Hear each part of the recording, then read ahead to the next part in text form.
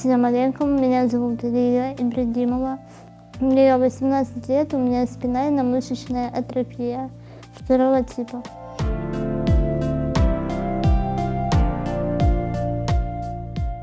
Первое время при рождении было непонятно, что со мной вообще что-то не так. Это стало заметно в 9-10 месяцев. У меня не было опоры на ноги. То есть меня ставили, а я падала. Стали обращаться к врачам. Все сказали слабый мышечный тонус, пропейте витаминчики, мы пили витаминчики, но ничего не помогало.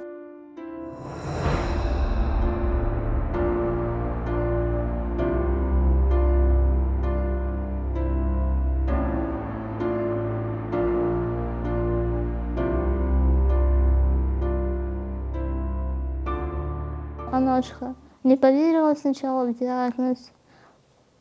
Стали продолжать обращаться к врачам, целителям, разным там шаманам, гадалкам. Вот. Да, такого рода тоже помощь была. Ну, не помогли.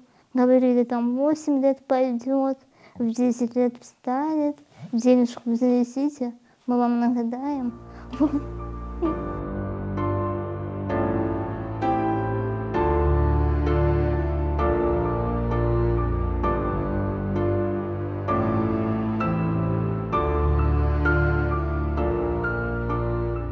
Этот препарат в России не выдавали взрослым людям, только детям. И чтобы его получить, нам нужно было обращаться в Минздрав, дабы они его закупили для нас. Они, конечно, отказались, потому что в год этот препарат стоит 350 тысяч долларов. Сумма большая. Они, соответственно, отказались.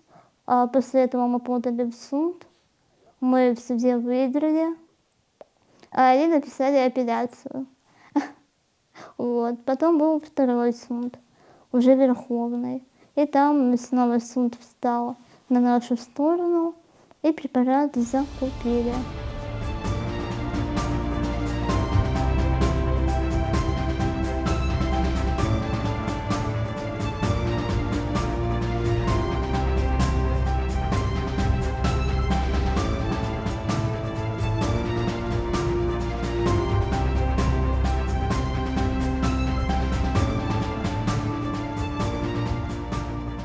Родители тоже боялись, отговаривали, тетя отговаривала. Я же не совсем такая глупая, чтобы идти непонятно куда. Понятное дело, я искала врача, я общалась с людьми, которые у него оперировались, я готовила документы, всем этим занималась я. Абсолютно все изучила перед тем, как туда ехать и обращаться.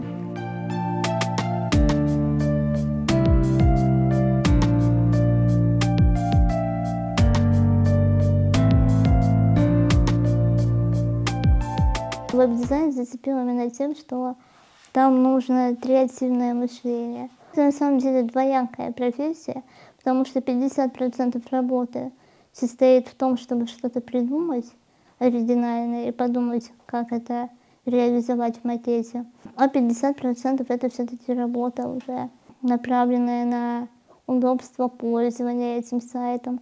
Нужно продумать все пути, по которым пройдет пользователю, нужно продать какую-то услугу, правильно презентовать бизнес клиента.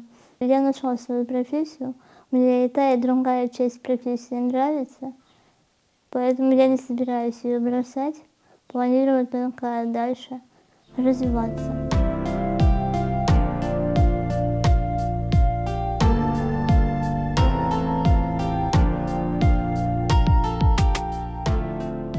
Людей с инвалидностью, которые себя стесняются, их море, их очень-очень много.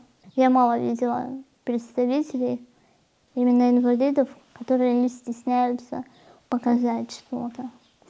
Потому что любое тело, оно нормально, тем более, когда ты его не выбираешь. Я считаю, что не надо молчать, не надо бояться делиться чем-то, поднимать какие-то темы важные, потому что наверняка вы найдете поддержку у других людей, единомышленников.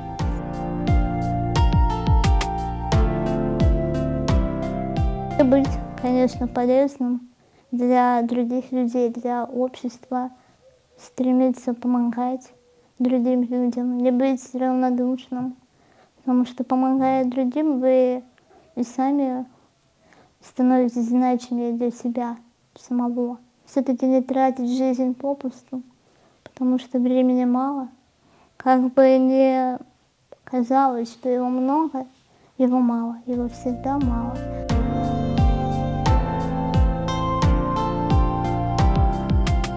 Самый близкий человек — это, наверное, моя младшая сестра. Я с ней с рождения, и она мне во всем помогает. Я ей тоже. И я к ней очень привязана. Если я куда-то уезжаю, я скучаю по ней, звоню, она тоже без меня не может. Вот.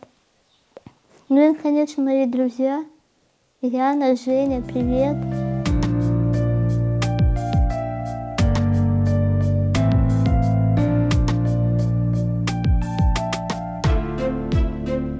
На данный момент я же ищу человека, который будет со мной готов поехать на отдых или по каким-то делам. Я готова платить. Об этом есть у меня пост в Инстаграме. Я ищу человека, в первую очередь, надежного, отзывчивого, инициативного, который будет со мной готов во что-то ввязаться, куда-то поехать, что-то сделать, снимать, как-то мне помогать, в том числе и в макияже, и в съемке, и в ведении блога. Вот. Я думаю, нам вместе будет весело. Мы сдружимся обязательно, по-другому не получится.